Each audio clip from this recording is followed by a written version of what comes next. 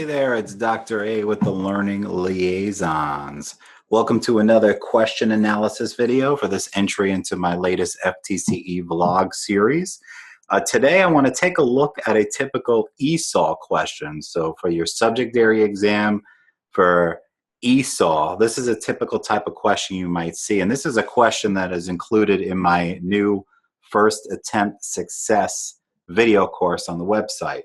All right, so let's take a look at this question. So remember, for you guys who have attended my workshops before, you know the diligence, the dedication, the practice with the mental checklist, the idea of no fishing and no swimming on the test. So I'm going to skip all those specifics for those mental checklist steps you have to do in order to get into the mindset of the test question writer. So, but remember, the first step is never, ever, ever look at the question. So I know you guys, your eyes already instinctively went to the question, but one of the big things I go over in all my workshops is how to block out that question, cover it with your hand, index card, whatever. I literally have test takers in the testing center with their hands on the computer screen. I know that for a fact because I have people tell me they see them in the testing centers. All right, so you got to train yourself. Do not look at that question. It will mess up your mindset, trust me. You look at the answers first: assimilation, positive transfer, pluralism, accommodation. All right, there are certain things which we don't have a lot of time here, so I'm not going to get into the specifics of the mental checklist. But right now I'm looking at these things. Now this is a great example of a potential question that you might not know the definition of all of these words here. All right. That's very, very possible. You might have taken your ESOL test, whatever test you're taking, professional ed, English 6 through 12, GK, doesn't matter.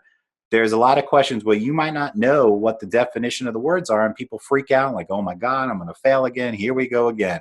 I'm here to tell you that content is not king.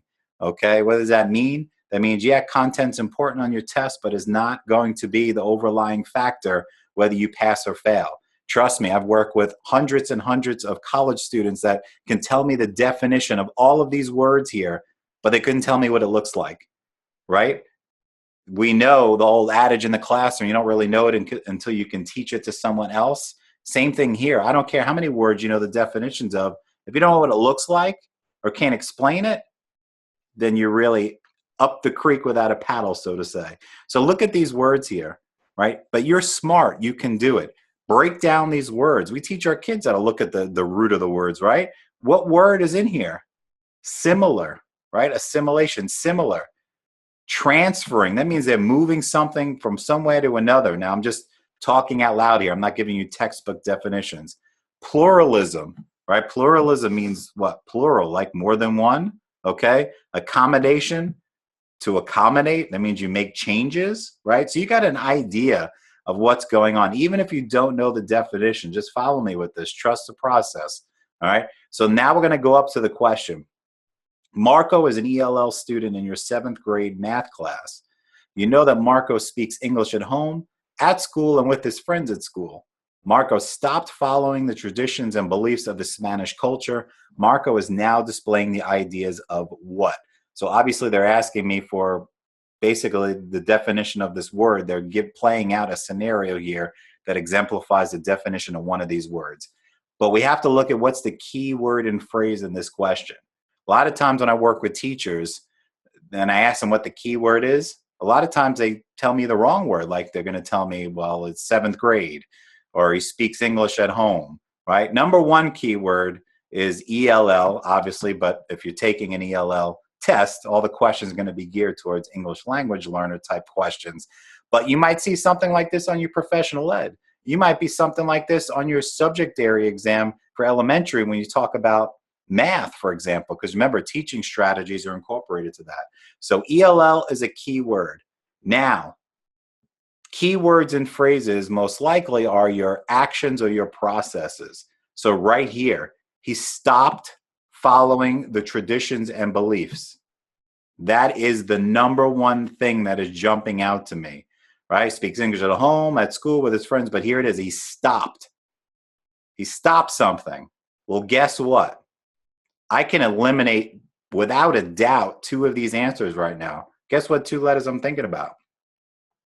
If you stop doing something, You're not transferring, right? And you're not accommodating, because accommodating means making accommodations, right? Changing things up you're doing to fit it better, right? So like you accommodate guests in your house, you might get more food, pull out the bed, just don't overanalyze this. All right, so that's gone. So that leaves us with two possible answers. All right, so what do you think the answer is? Think about that for a second before I blurt it out. All right, he stopped following traditions and beliefs of his Spanish culture. So he speaks English at his home, at his school, with his friends.